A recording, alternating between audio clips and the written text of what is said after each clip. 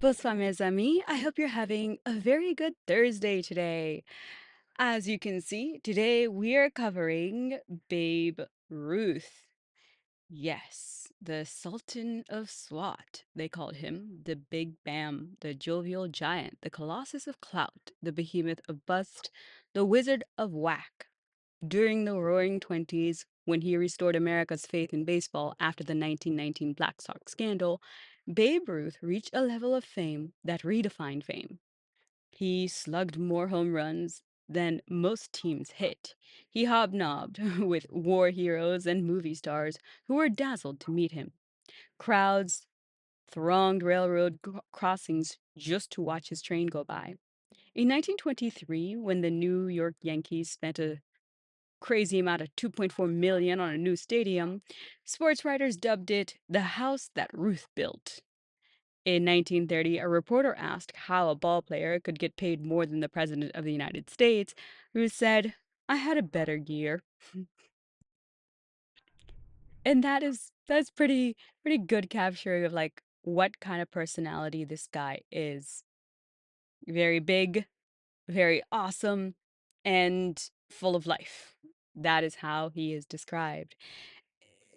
I it's been interesting to get into this one because I remember watching The Sandlot and they go into the whole baby. Somebody gave it to him. Baby Ruthie or something. You mean Babe Ruth? And then ever since then, it was just kind of something that's always been on the back of my mind. But now, try getting into it and seeing who this man was and how he came about is really very interesting. Babe Ruth was born George Herman Ruth Jr. on February 6, 1895, in his grandfather's house in Baltimore, Maryland. He was the oldest of 8 children born to George and Catherine Schamberger, Ruth. Of the 8, only George and his sister, one sister, lived past childhood. The family was very poor. His parents ran a saloon slash grocery store, and he was left alone for very long periods of time. And soon he became friends with a group of boys who were not very good. We say they were from the wrong side of the tracks. And he was labeled a juvenile delinquent and was sent to St. Mary's Industrial School for Boys. It was the luckiest break of his life. George was to spend his next 12 years at St. Mary's, where he was taken under the wing of Brother Matthias, the school's athletic director, who channeled George's energy into baseball. And it makes sense that being left alone for so long with no supervision and no one to really amuse or channel his gifts in the right way, it makes sense that he would fall in the background. But it is fascinating to know that his parents sent him to a place for boys that could, mold him and kind of shape him in the right way. This place was kind of like part school and for underprivileged kids, and then part of it was also orphanage. So some children, you know, were worse off than others. But for him, he still had his parents, but his parents they couldn't control him. They didn't have the time. And when his parents did try to discipline him, it just didn't work. And also they didn't have the time to sit on him if he didn't do what they said. So it's best that he was then sent there. And at a younger age, his mom would pass away while he is in this school, and he was allowed to go and visit and things like that. But for the most part, he grew up basically without parents. And by the time he got out, I think both of his parents would be out of this world and he was kind of left on his own. But luckily for him, under the tutorship of, Brother Matthias and being at this St. Mary's, he was able to hone his skills in baseball. And that honestly gave him a future and saved him from a bad life. At 6'2" and 170 pounds in his final years at St. Mary's, George was much bigger than most of the boys, and he could hit the ball farther than anyone on the team. When he came to bat, those nearby stopped to watch. George played catcher until one day, after he had made fun of his team's pitcher when Brother Matthias gave him the ball and told him, try to do better. And he did. By 1914, news of George's feats on the baseball diamond had spread. Brother Gilbert, the athletic director at a rival school, sent a letter to Jack Dunn, owner of the minor league Baltimore Orioles, asking Dunn to take a look at St. Mary's 19-year-old left-handed pitcher. Dunn came and signed George to a 6-month contract worth $600. George's first professional game was memorable. He played shortstop, hit a mammoth home run, and pitched 2 strong innings. He continued to play well, but his lack of maturity made it difficult for him to make friends among his teammates. He continued to play well, but yeah, we can see the maturity. 19-year-old going into it, and he really didn't have parental guidance. Yes, he was at a place where he was in a group with a bunch of kids, but it's not one-on-one attention per se. So, and being with a bunch of boys, you makes sense that he would still be a bit delinquent at 19. So, instead of hanging out with his teammates, he would end up palling around with the neighborhood children. And before long, the Oriole players began to call him Dunn's Babe, the famous nickname. But Dunn's Babe also came about because he was so, unaware of what really how the world worked, of course. Growing up in a place where it's kind of like an orphanage and you don't really get to go outside anywhere, you don't have much experience in the world. So him being called Dunn's Babe, the reason why that came about is because he didn't know how to conduct himself in the real world because he wasn't yet really in the real world. For example, holding knives the proper way, riding on a train, and, cutlery and that kind of stuff.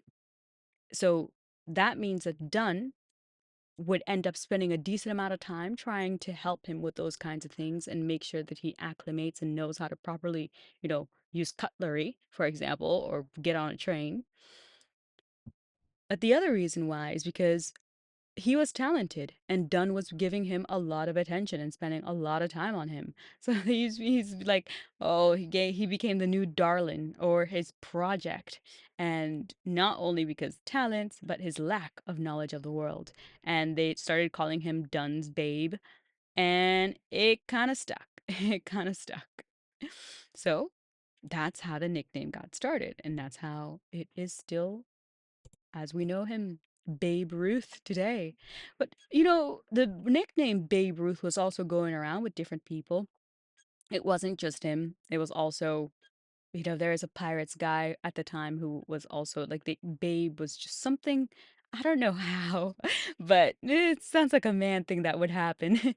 You just make fun, and that's how it ends up happening. But it's pretty cool how it stuck. And in history, Babe Ruth, I knew, but George, no, no, I did not know his first name. I don't think any of us really know. In mid-season, Dunn strapped for cash, sold 3 players. So he went to the Orioles, yeah, and he was doing well, but, minor leagues. And the person who owned it, Dunn, he sold 3 players, and he sold them to the Boston Red Sox for $25,000. That same year, Babe, now a major leaguer, married a waitress, and then they later also adopted a daughter. But going into his career for baseball and pitching for Boston, from 1915 through 1918, he won 78 games and only lost 40 as the Red Sox won the championships. In the second game of the 1916 World Series between Boston and Brooklyn, Babe gave up a run in the first inning and then shut out the Dodgers for 13 innings as the Red Sox won the 14-1. They won in the 14th 2-1. Babe, also one of Boston's best hitters, and the Red Sox decided to use him as an outfielder so he could play every day. So he's a multi-talented. It's rare that an athlete is able to, you know, get it on all levels. He's a great pitcher, but he's also a great hitter. Part of the problem is that these guys were having or these managers were having where like, they needed him in different spots for different reasons, depending on what's happening, the valuable and how valuable, that position is or what strengths they need. But the people were drawn to his hits. They were drawn to him being at bat. So although he was a good pitcher and a left-handed pitcher, they had to slowly bring him into the field in terms of the batting. In March 1915, Ruth sported he went reported to Hot Springs, Arkansas for his major league spring training. And in 1916, attention focused on Ruth's pitching as he engaged in repeated pitching duels with Washington Senators ace Walter Johnson. So, reporting for duty and get working on this pitching stuff. And again, he's very good at that, but I doubt that we really remember like anything much about his pitching. I know my fellow enthusiasts are beyond me. I, however, am not as aware. Oop, okay. At the end of the season, however, Boston, they would also end up trading him. Okay, perfect. Sorry. Just had to look at this real quick. So,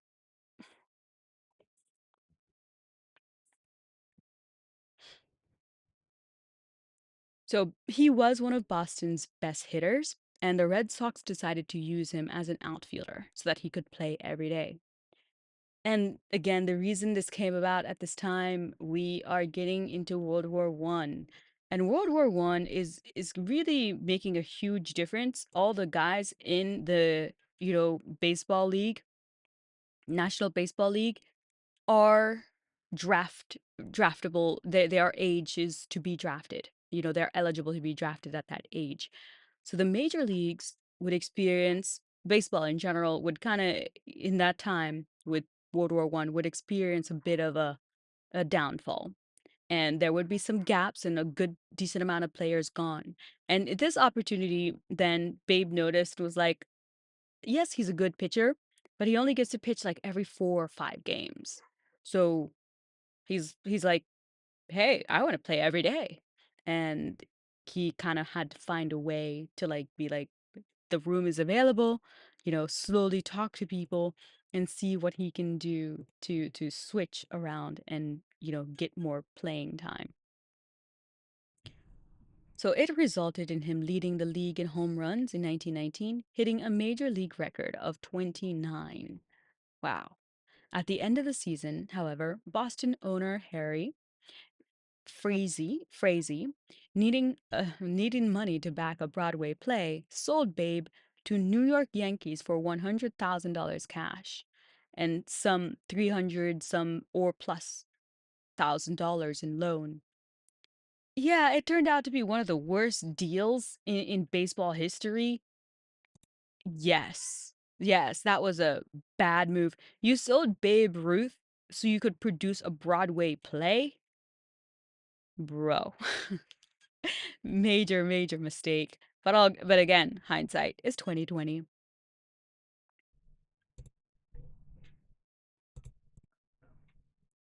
So yeah, we went a little bit in that. One of his teammates actually helped him, urged Hooper, a fellow player slash, manager a little bit, urged his managers to allow Ruth to play another position when he was not pitching. And, he argued that the crowds were bigger on the days that Ruth played. Yeah, the crowds are bigger on the days that he played. Babe Ruth flourished with the New York with New York Yankees, and leading the Yankees to 7 World Series and 4 championships. He was a man known for his appetite for food, drink, and merrymaking, and the big city put him center stage and provided him with 2 more nicknames, the Bambino and the Sultan of SWAT. The nicknames keep coming, they never stop. Babe just kept clobbering the ball. He hit 59 homers in 1921, batted .378, and scored 177 runs. the all-time second highest number of runs by a player in a season. His name had become a symbol of quality. Long home runs became known as Ruthian shots. The new stadium was nicknamed the house that Ruth built. Yeah, they were able to get a new stadium. And yes, it's because of Babe. It really is. New York owes all the Yankees owe all of their success to Babe Ruth. In 1927, the Babe did the unthinkable. He hit 60 home runs in a single season. Roger Maris would hit 61 home runs in 1961, but he did play 10 more games than the Babe. So, yeah, 10 more games, i- that doesn't compare. That doesn't compare, at all. Babe loved kids. That's what part of like his personality of why people like loved him so much is like not only was a great player, but he interacted with the public very well, especially children. And the boys, as you know, they're kind of running up to him and be like, "Hey, like what's happening?" And he's like, "Hi." And he just enjoyed and loved hanging out with them. And that is a pretty endearing quality.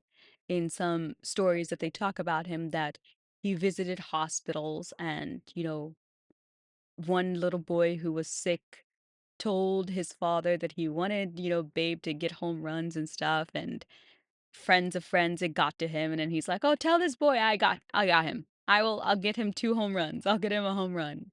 And it's just little cute moments like that of the way that he interacted with people that projected him into further, you know, um, fame and, bigger, further stratosphere than he was already in. And if you have the kids, wow, that's years of, built up people coming in.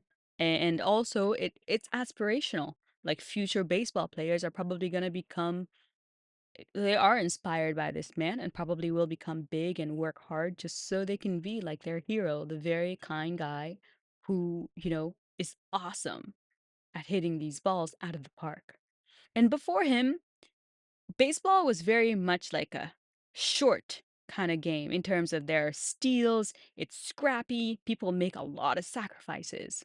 Then when he comes about, he changes it to long hits, drives, and out out of the park kind of stuff. So what separated the other great home run hitters was his ability to hit homers under extreme pressure. In the 1932 World Series, after being taunted by members of the Chicago Cubs, the Babe pointed to a spot in the center field bleacher and promptly hit the ball there for a 3-run homer. Don't taunt the Babe. It's not gonna go in your favor. Don't do it.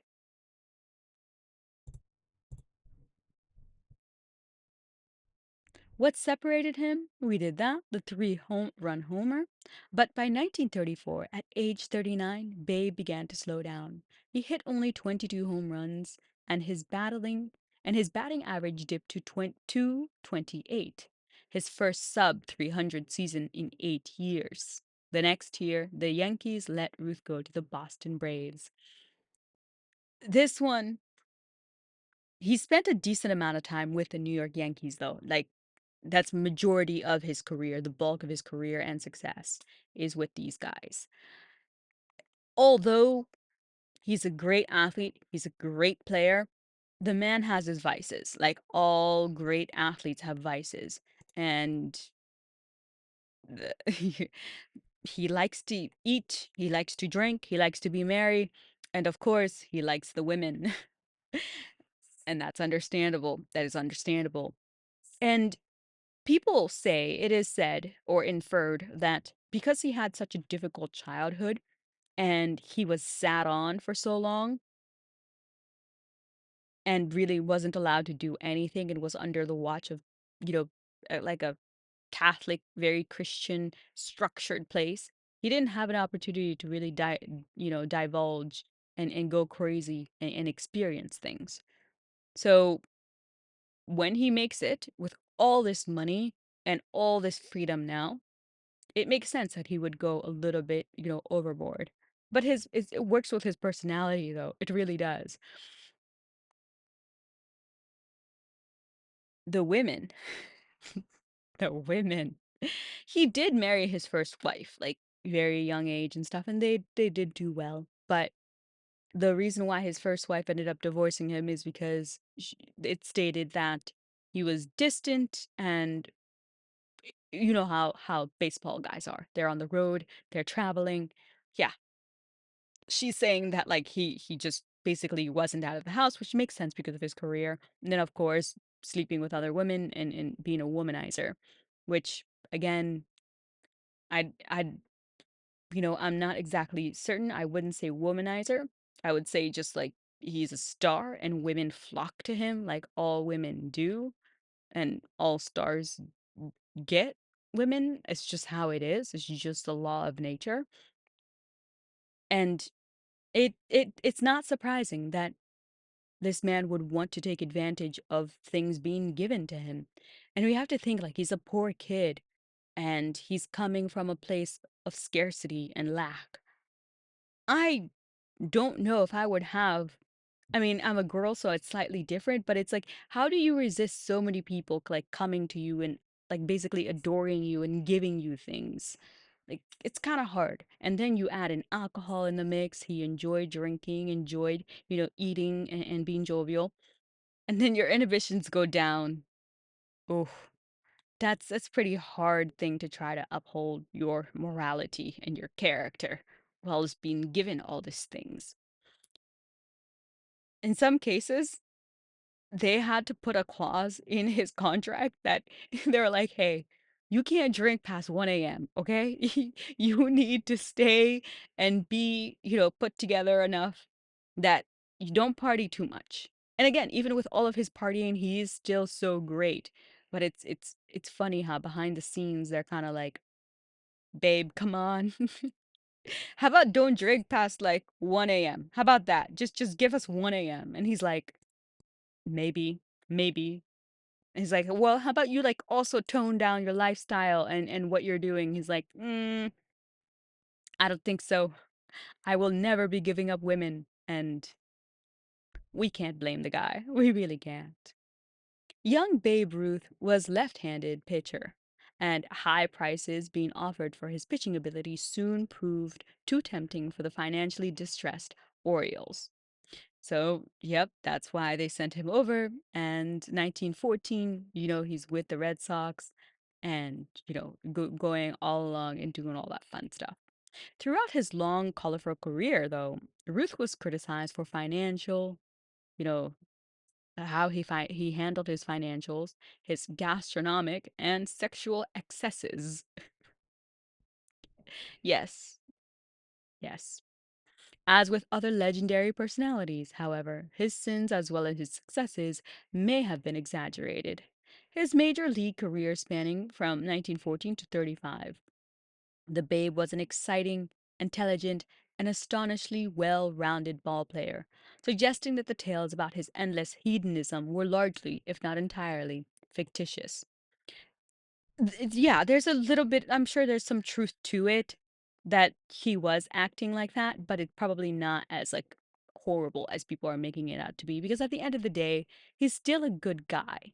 He's not going out there like maliciously like in, intentionally like hurting people. It's just he has fun, and in his fun, I would say he's kind of a little bit more into himself than he is into hurting other people. So maybe, yeah, they probably over exaggerated a little bit how bad he really was. In the 1915 World Series, the Red Sox defeated the Philadelphia Phillies 4 games to 1. In 1916, Ruth won 23 games, a figure he matched in 1917. Overall, Babe Ruth won 92 games as a pitcher and lost only 44. His earned run average was a remarkable 2.24.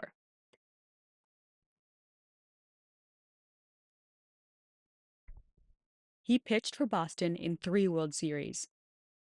He pitched for Boston in 3 World Series, 1915, 16, and 18.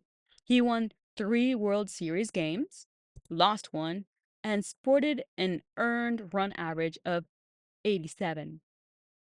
Had he continued as a pitcher, Root's pitching record could have been as remarkable as his hitting record. Yeah, he was very good at a left-handed pitcher. Come on. And again, like 6'2", 170 pounds when he's 19 coming out of like, this Catholic, school type thing for boys. He has an advantage over most guys. And the drive, yes, he does eat a lot and he's not in the best shape, but also all that is still muscle and it's still going to drive and, help him get the ball over and really help him get those home runs. But it is remarkable that he could have been that his pitching and his hitting are like could have been at the same level. That is just amazing. That is talent for sure. Few few players can really excel at any one, but he was able to do both. That's insane. But it's funny how the people ended up choosing what he would end up doing. The people really wanted him to be, in the field and giving us those balls. And I would want the same thing too, especially if I was a little kid. I would want to see the ball be driven out of the field all the time. And when he hits it and you hear that crack, that's way more satisfying than seeing him strike out more people. You know what I mean? Like the crack, you can visualize that versus a strike. Yeah, you can strike out, but slightly different, slightly different. Different satisfaction of a feeling, especially when no one else could do what he was doing. Yeah, we want him. We want him in, doing that.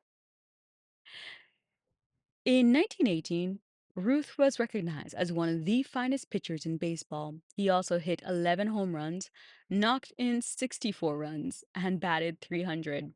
He was too good a hitter to pitch every 4 days, resting between starts.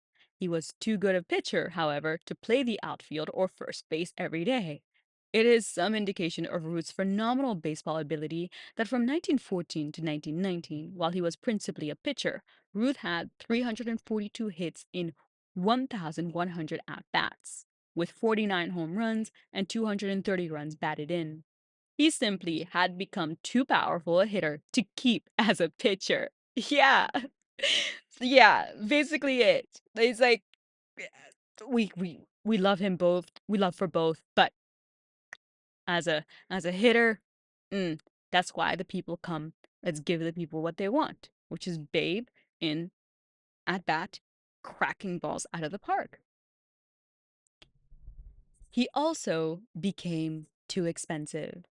Babe Ruth's 1917 salary was £5,000, $5,000 in 1918. It was $7,000.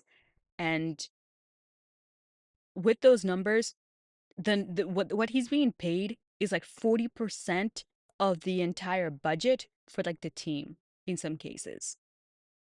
And again, the crowd comes for him, so that is warranted. It 100% is warranted. But that's incredible. I probably have some pictures here of his family life. It is said that he adopted a daughter. This is the first daughter here that he adopted, it is said. However, upon doing some more research, this girl later on said that after her dad passed away, she ended up finding out from another lady that, like, we know that he likes the women, so it's probably not unlikely or it's probably not far-fetched that this child was actually his by another woman, but out of wedlock. And he just adopted the kid and took care of the kid and just accepted the responsibility.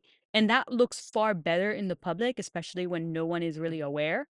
I mean, and also he's not a bad guy at all, but phrasing it that way works really well. But later on, finding out that, like, potentially, and this daughter talks about it and says that, like, you know, her mom later on came and tell her, like, you're Babe Ruth's actual kid.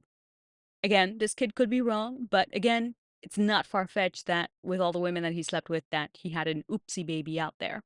But anyways, adopted this child and then him and his wife over here. Later on, these two would get divorced because of all the ladies, and then he would remarry again, and then his second daughter would be through marriage that he would adopt. So he really, I think he loves children. He loves his job, and he really wanted to do what he wanted to do. But I don't think he was like 100% family man. I don't really think that's what he was built for, to be honest. And the man has great talents. He can't be great at everything. In January 1920, Babe Ruth was sold again. This time, we talk from the Red Sox to the New York Yankees. The season of 1920 was turning point in baseball history. In that season, Ruth smashed an incredible 54 home runs, driving in 137. A new national hero was born, and the game of baseball began to change from a short game, meaning a game of bunts, sacrifices, and steals, to a long game, meaning home runs, big scoring innings. There had been great concern for the future of the national pastime when it was revealed that some Chicago White Sox players had been bribed in the 1919 World Series, which they lost to Cincinnati. Ruth's amazing feats, however, drove the 1919 scandal from fans' minds. As the New York Times reported, inside of a fortnight, the fandom of the nation had forgotten all about the Black Sox, as they had come to be called, as its attention became centered in an even greater demonstration of superlative batting skills by the amazing Babe Ruth. In 1921, Ruth hit an astounding 59 home runs and drove in 170 while batting 378. Ruth's Yankees won 98 games in that season and beat their crosstown rivals, the New York Giants, 5 games to 3. In the World Series, no wonder. So in the World Series, they beat the Giants 5-3, 5 games to 3. But no wonder the New York Times reported that the the baseball world lay at his feet. Yeah, 378. Awesome. Awesome. Like pitcher, come on. That's just pure talent. But another thing that really gets me on top of all of this is how he is not the most fit man. Remember, like his drinking and what he enjoys to do, and also the playing around and the girls and stuff. He probably was not as concentrate like he wasn't concentrating as much as he could be, and he still was this phenomenal. That's just I don't know what it is. It's just luck. It's a gift. It's a talent. It's a gift. Wow, that's just so cool. The Yankees won the World Series games in 22, 23, 27, 28, and 32. Those are 19, by the way. 1922. And 1, 2, 3, 4, 5 World Series. 5 times. In the World Series games in which he played as a Yankee, Ruth hit 15 home runs, drove 29 runs, and hit 347. Obscured by his extraordinary totals as a hitter and pitcher are Ruth's fielding, throwing, and base running abilities. He's so good that we forget that he's also good at, being in the field and, running, bases and things like that, and also doing his throwing. Like, it's just overshadowed. His hitting overshadowed every other thing that he was also great at. That's pretty cool. The numerous baseball fans and analysts testified to Ruth's superb skills as an outfielder and daring, aggressive base runner. The 1927 Yankees are properly regarded by baseball historians as the greatest of all baseball teams. Ruth had, by that time, accumulated 416 home runs, batted in 1,274, and was batting 349. He was regarded as the greatest turnstile whirler, and it seemed as though people everywhere knew of Babe Ruth. In 1927, the Yankees paid Ruth an unbelievable $70,000. 1927 numbers. Think about that. $70,000, a figure they matched in 1928 and 29. In 1930 and 31, he received $80,000 per season. Wow. Ruth's earnings over 22 seasons in the majors were estimated to be nearly, with everything coming with the World Series shares and also endorsements and other things, nearly approximately $1 million. Despite the high cost, Ruth was an asset to the Yankees. Despite the high cost, he was an asset to you think an asset? How about he was the Yankees? How about without him, the Yankees would have been nothing, okay? The Yankees needed to pay him, so the people would come and give all their money. So I would rephrase that and say, the Yankees would be nothing without Babe Ruth.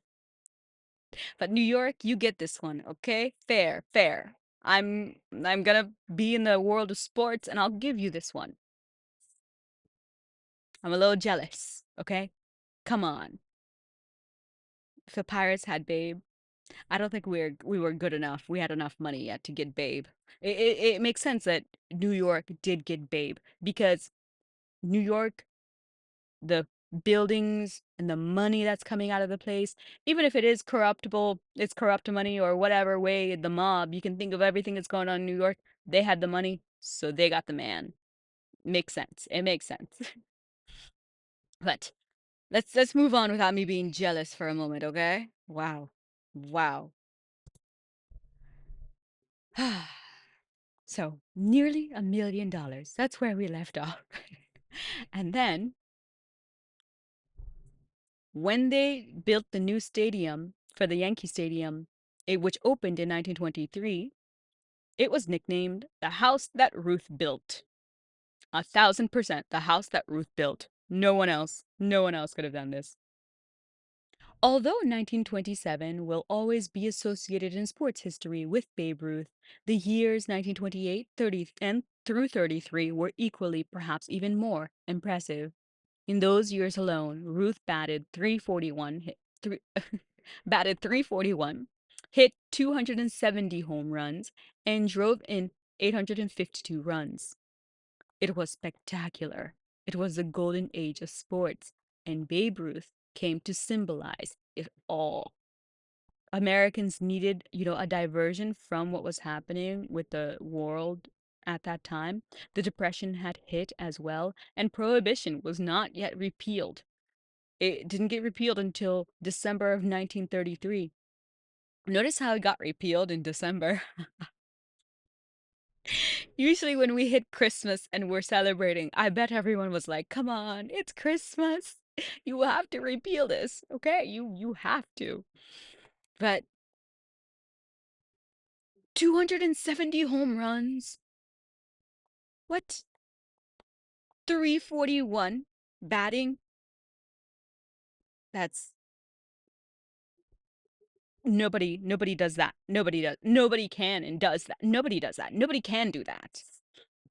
So, it was spectacular. And that is something that would have been really cool to see, I could imagine. But to get more though with the a little bit into the prohibition and what's happening with the depression and them getting a distraction, it is great that we did end up having Babe at that point in time. I'm sure it took many Americans' minds off of how some of their deepest things that was happening at the time. It gave them some hope, and we do need that in darkest hours. We do need hope. And I didn't really begin to think how valuable it is that someone does give us hope. And for me, in my darkest times, I have my favorite creators who gave me hope. So I think of it that way. Like I, as- I hope that I am giving people hope, and that's the point of this. Um, and in people like Babe Ruth and these great figures, to see what they were doing for the public and what they were giving that was so valuable but intangible. It's just phenomenal to think of it that way. It's so valuable, but it's also intangible. It makes sense also that baseball was really huge at this time. People had the time to pay attention and the leisure, like they didn't have much going on and they really didn't have the ability to do so many different things. So baseball really became an American thing, was embedded in our culture. And Babe really made it certain that we would never, ever, you know, get this sport out of our American blood. So 1934, we are marked the end of the Babe. And, this is his last full year in baseball. His average sank to 288. Yes, his average sank to 288. And by the way, 288 is good for a regular player. But for him, it marked the end. It marked the end. His 22 home runs that he batted in, that he had, and batted in 84, it was, again, excellent for most players. But for the Babe, that's the end. That's really the beginning of the end. And that is crazy to think. And I must remind you that on top of this, there were other things going in the background as well, in terms of him dealing with medical ailments. And we know, again, he likes to party, he likes to have fun, the alcohol and the food. The food. He wasn't in the best shape. He wasn't in the best health at that time. But he was still hitting at a point where most players, that would have been great for them. Talk about talent. And here you go, the Babe right here. Come on. And again, he doesn't look his hottest, but he's still killing it. Still killing it. It kind of reminds me of Shaq a little bit with his like basketball. He barely tries, but like he's Shaq. So, statistics do not always reliably convey the value of a ball player, but in Ruth's case, the evidence is clear. In his major league career, he played in 2,503 games. He batted 8,399 times and had 2,873 hits, of which 714 were homers. His lifetime batting average was 342. At the time of his death in 1948, Babe Ruth held 54 major league records. 54 major league records? Although some of those records were captured by other players, in 1974, Hank Aaron broke Ruth's home run record. Babe, still the standard against which all ball players are measured. For sure. For sure. I don't really know any players except Babe, okay? Babe, I know. I know Babe. But that's just so phenomenal. And I don't think we'll ever get another player like him. I don't think that's possible. So, 1934 is kind of like towards the end of his career. It's kind of beginning of the end marking for him. But did you know that later on he would end up taking up golf? When he went to Arkansas, the hot springs for to train for the Sox, he kind of got into, golf. And he ended up hanging out with some of these guys, it's a gambling and golf mecca where baseball players rub shoulders with crime lords like Al Capone and hustlers like the Titanic Thompson. The 6'2" jock wailed at the ball and sometimes snapping the shaft of his driver. He launched 300-yard drives using round rubber Haskell balls. Okay, interesting. As well as hooks and slices that were still rising as they sailed out of bounds. With broken clubs and lost balls taken into account, golf is pretty expensive pastime for Babe Ruth, quipped one news account. To his credit, he always took his penalty strokes and putted out. He improved quickly, despite his image as a roly-poly powerhouse. He was a terrific athlete and light on his feet. It doesn't seem that that kind of man could be light on his feet. That's amazing.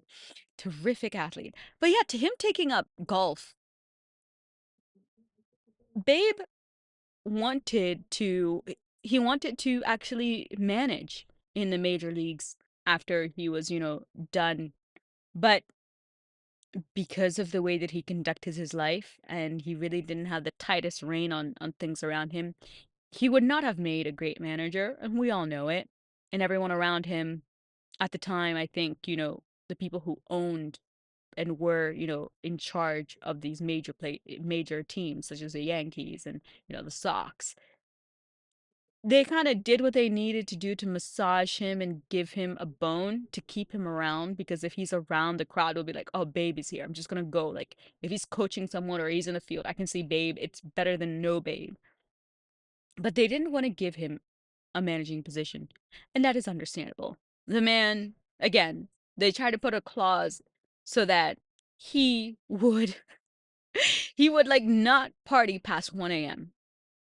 He didn't change his ways much, and it it's not gonna be good for a manager to be in charge of a team like that, especially when the guy leading is the guy that is kind of self-destructive. Great guy, great player, awesome personality, but self-destructive. And some players who are underneath him, I don't think they would have been able to stomach it or do as well, or they would not have had the talent to be able to do what their manager is doing and play well.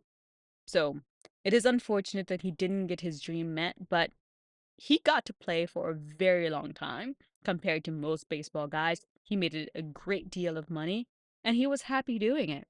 And I think that's the best combination. Like he won. He won the lottery. Like he loved baseball so much. He just wanted to continue playing it. It wasn't, I mean, at that point, it wasn't really even about the money for him. He had enough money. He had more than enough money. He just wanted to continue playing because he loved the game. And I think it's part of like how success works. You just love the game. It's not about the money. The money comes because you're so good and because you love it so much. And it is cool to see that reflected in a, actual good guy and, a guy with a good heart as well. So he took up doing all these stuff for this baseball and with the golfing things. And he began to actually get really good at it and actually got another golfer to help him train. But the reason why he did enjoy golf so much was because he could drain a flask of whiskey while playing and eat a hot dog or three between holes. What a game. This is his thing. He's like, I can drain a flask of whiskey, eat three hot dogs or four between holes. That's awesome. That's just awesome. In his first year with the Yankees, the 25-year-old Ruth, who pitched for the Red Sox back then and all this stuff, everyone saw him as the big jolly character, but he cared about the game, and it frustrated him, Vogel says. Once during a radio interview, the Bambino was talking about his passion for golf when his wife Claire chimed in, and I've often heard you come off the golf course saying, baseball really is a great game. So he's talking about, oh, I love golf and everything is great. And I'm enjoying all these things. She's like, well, you love baseball. You think it's a great game. Nothing like your wife to like oust you. That's awesome. But he took lessons from Alex Morrison, a golf guru to the stars who pioneered swinging sequences. And, they hang they did this by hanging a lantern in from a club, you know, in a dark room. So, club swing in a dark room, hanging a lantern. He got better. That's what they said. It's like, yeah, he got better. And he could play under pressure. I think that's it. Also, not choking, playing under pressure. But then again, you think his personality, his jovialness, his like ability to just, I just want to eat three hot dogs between holes and drain a flask of whiskey. Pressure doesn't get to that kind of man. They're on a different level. They're not even in your own atmosphere. They're in their own atmosphere. How can you get to that man? Like, come on. He is the only one who can get to himself.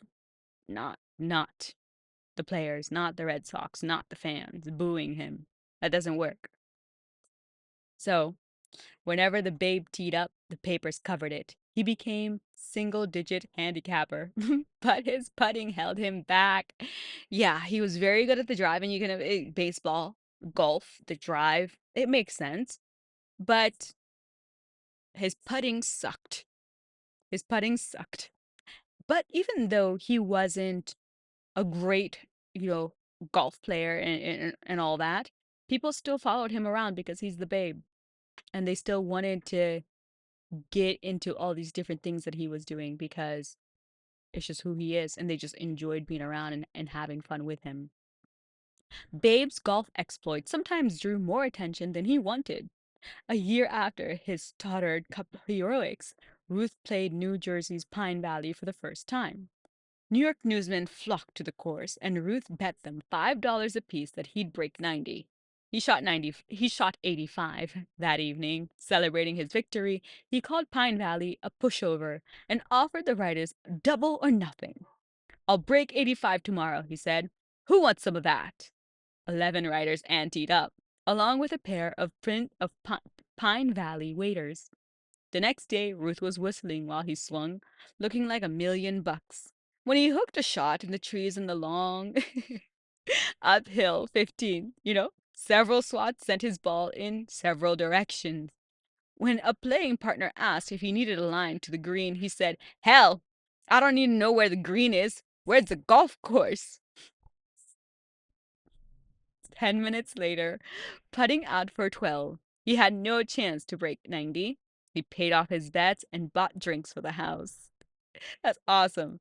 It's kind of good loser. Like, that's an awesome loser. Like, even if he loses, you're having fun with him. So by losing, he still wins. That's just awesome. I love that. In 1948, Ruth, a dying man. Yeah, so you think all the stuff that he's been doing and all, the drinking and the partying and the staying up late night and the 3 hot dogs between holes and the flask of whiskey. Yes, it's going to take a toll on him. It really will. And the babe would end up getting cancer at around his, early 50s, probably 51, because he would end up dying at the age of 53.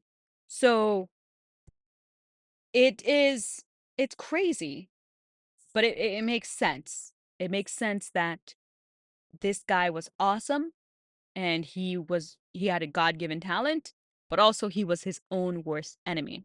And the drinking and the partying eventually led to him. Oh yes, and the tobacco as well. The tobacco. They said that the cancer was like in the back of his throat and his neck. So his voice, by the time they did all these things on him, and again, because he was a celebrity, and around 1948, that area, that time frame, we had new technology coming up for cancer treatments. So he kind of got experimented on a little bit, which is, they couldn't save him anyways. So I'm sure that it was a win-win situation. Like, try, but if it doesn't work, okay, we'd learn something. But they actually, his family didn't tell him that he had cancer. They just kind of said that he had an ailment. And I'm sure he kind of knew that he wasn't in the best shape, and he did it to himself. I'm sure he knew all that. But they didn't tell him that he had cancer because they were afraid that he would kind of take matters into his own hands, kind of thing. And they didn't want to upset him. And towards the end, this man lost a decent amount of weight. He was like almost like a shell of himself. It was just brutal, brutal, brutal toll that it took on him. But you know, unfortunately, his ending and stuff like that, it's sad. But the way that he lived and the way that he conducted his life, it's as if he lived a million lifetimes. Really full of life, experienced everything he wanted to experience, successful, had a family. I mean, he did it all. It's just he did it all in a shorter period of time. And I don't know, I really can't be mad at it. Although I couldn't live like that, I couldn't do that lifestyle. It works. It kind of worked for him. He made it and he's successful. But today, we are still I mean, I'm still talking about him. We are still talking about him. The babe was dead, but all these people tuned in to hear and read his name almost monthly. Like we hear about it. if we are paying attention, if we are into baseball or we into sports or we are into the Babe, the Sandlot. Again, me, a little kid who never knew anything, like I still heard about the Babe. Today, he's so into American culture. He's embedded in American culture. And, actually, is 70 years later, in November 2018, he was awarded the Presidential Medal of Freedom by President Trump. Isn't that funny? That's awesome. But Trump is a New Yorker, so of course he would be like, "Oh, my Yankees and Babe, come on." Again, the jealousy over here. I can't hide it, okay? It's just, it's unfair. It is unfair that they got the Babe. But 1994. You want to know how big this guy is for American culture? In March 1944, during the bitter fight, the Pacific Islands in World War II, the Japanese soldiers attacked US Marine positions and they were screaming in English, "To hell with Babe Ruth." Wow. And I do believe that baseball is big in Japan. I'm uncertain exactly how it got that big, but it is. And they were screaming to hell with Babe Ruth. Babe Ruth had come to symbolize not only American baseball, but also America. As Robert Creamer, the baseball historian, reported, Ruth once said of himself, "I swing big with everything I've got. I hit big or I miss big. I like to live as I like to live as big as I can." There was an indigent boy who rose from the obscurity of Maryland boys' home to become one of the most famous Americans, whose death was reported in the headlines of the New York Times. Although he died when he was only 53, Ruth's life seemed curiously long and complete. He had a remarkable flair for the spectacular and the flamboyant. He lived his life with a zest that his countrymen seemed to be able to share. And as he was dying, he told Constantine that, "I want to be part of and help the development of the greatest game God ever saw fit to let man invent, baseball." Smeltzer summarized the importance of Babe Ruth in American life as the following: "He is our Hercules, our Samson, Beowulf, Siegfried. No other person outside of public life so stirred up imaginations or so captured our affections." Or so captured our affections is that's it for me. Captured our affections. Like, even with some of the bad things that he does do, you still gotta love him. You still gotta love him. It's just, he's a lovable guy. He's a lovable guy. And I have some stuff, some bit tidbits to do in terms of some videos that I have planned for us to go through. Let me see. That won't work. But you guys, it is crazy. It is absolutely insane what this dude was able to do. And it also is amazing to me that to this day, no one has been able to come to any level, like any level at all to what he is. No one. That's just fascinating. I have a couple things, so let me check over here. Perfect. And then, but some other things while I'm pulling up those videos. We talked about him being at, the place for boys, kind of like an orphanage a little bit, but like a kind of like a juvenile delinquent place to like kind of set boys straight. We talked about that. And later on, though, Babe didn't forget. Like, he's a loyal, good guy. He didn't forget where he came from. And later on, when When this police officer's daughter challenged him to a chase, he quickly. later on, after he makes it and after he's very successful, he goes about and brother Matthias, I want to say that correctly. I may be a little bit wrong, but brother Matthias, he ends up buying him a car to thank him, and he really respected the man and really gave him a lot of credit and, gave back to the community in some things that he The old did, legend's looking heavy and slow out. in some things that he did with, giving to the community or giving to orphanages, he did it in secret. He didn't want a whole attention for it. He did it in the background. And it's just it adds on another layer of like a person who really captures our hearts. Not only is he really like genuinely a good guy, but on top of that, he does do the good thing without even like, you know, going on and like putting it in the public and putting it in people's faces. If anything, he tried to get the cameras away while he was trying to do some nice things for, giving away money to other places that needed help and things like that. And a little bit more right before we begin this. For the car that he actually bought from brother Matthias, it actually crashed or something, and it was, a car accident, it didn't work or whatever, and he bought him another car again. That is just the level of respect and reverence and, you know, kind-heartedness and giving back is just something that is so admirable, and it is nice to see that such a man who came from nothing and was given an opportunity turned around then and helped all the other kids who didn't have a chance and who needed a bit more help. It just it gets to my heart even more. He's a great guy. He's a great player. And come on. Uh, let's play this. The old legend's looking heavy and slow out there in the outfield. On the mound, Guy Bush.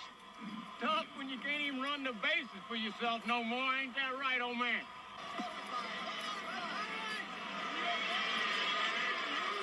It looks like a play on the mythical called shot against Bush's Cubs of 32.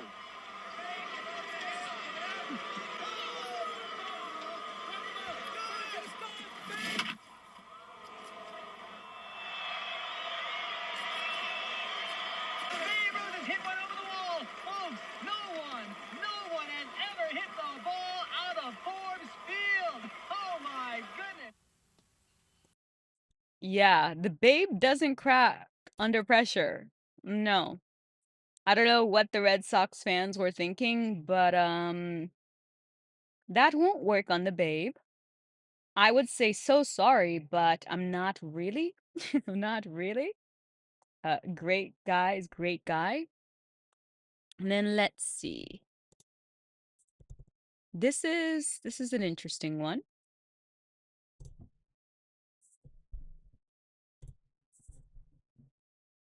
Perfect. These are just kind of cool to like see, like just kind of a bit of nostalgia. Like back then, it's over and over again, but like still to see him in action. For me at least, I haven't had the opportunity, so I'm really like enjoying seeing the different, part of this and how this works. And ooh. And this is him just talking to the kids about what he's doing and what he's hoping for. And you may not be able to hear it, but overall it's just kind of like the kids part of it. So just enjoy. Hello, babe. How do you feel? Fine, Sonny. How's yourself? All right.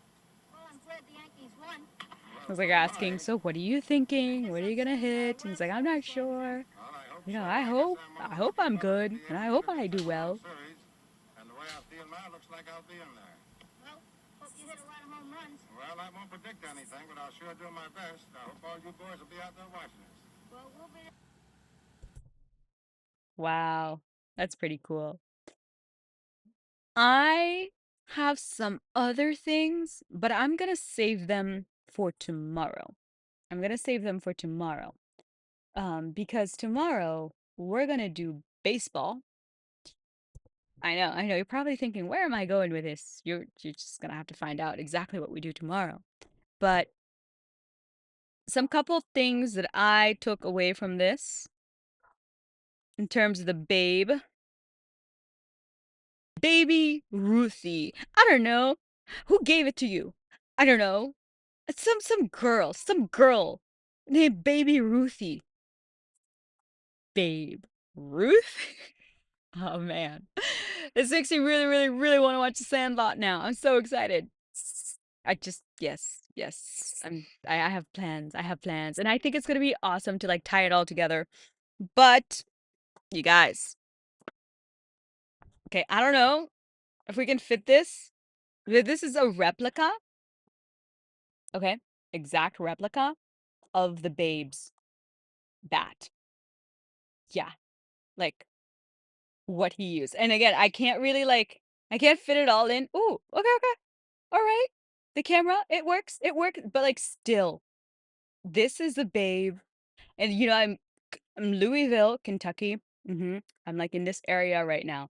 So for me, I've been there, been to this area, Louisville, and seeing like actually the factory and all that kind of stuff and where it's at and all the history in it. And it's so cool. And now that I know more about the Babe, oh my gosh. Oh my gosh. But look at this. It's so cool. And I was outside like swinging it. Again, I'm not a baseball player, but I was a field hockey player. So, yeah, motion of swinging. Yeah, I kind of got that down. But wow. This is insane. This is insane. Let's see. Genuine. George Babe Ruth. Louisville Slugger. Career 1914 to 1935. Lifetime BA 342, home runs 714. Oh, batting average 342, homers 714. Oh, red US. Well, production and all that jazz. Louisville Slugger.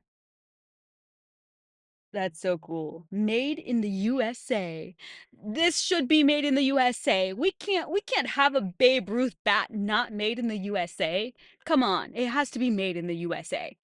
But anyways, I'm excited now. I'm like in the times when the Babe was there doing all these runs. Oh, these people who witnessed him, they are so fortunate, or so fortunate. And I'm glad that they had him, especially during a Great Depression era or, Depression era, as well as, the war and all that stuff, giving people hope.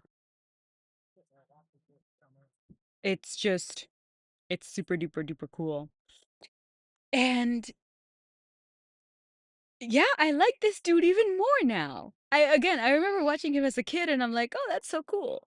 But now I'm like, getting the background of like seeing his personality and all that kind of stuff, it's like, my heart, my heart. But also, like, the orphan kid in me identifies. Guys, I don't know. Maybe I'm biased, so I'm noticing like a decent amount of these guys, like the orphans out there, the adopted kids out there, or the kids who are coming from nothing. A decent amount of these guys are successful and they came from nothing. And it just gives me hope, and it also is inspiring for the future. And I hope it serves as an inspiration to all kids like me, like us, who are just regular and average, and we're trying to become better. We're trying to make something of ourselves. It's good to remember that the Babe started from nothing, and he became such a sensation. And also, he retained his jovialness, his kind-heartedness, and gave back to the community, and also did it in a way that was thoughtful and, very hush hush and like kind of quiet and low key. I really like that even more about him.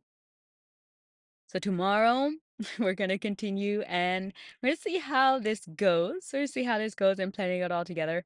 But it's been super duper fun getting into this one. Um, I kind of don't want to stop talking about him, but I but I have to go. I have to get ready for some more stuff for tomorrow. Um, say, you know,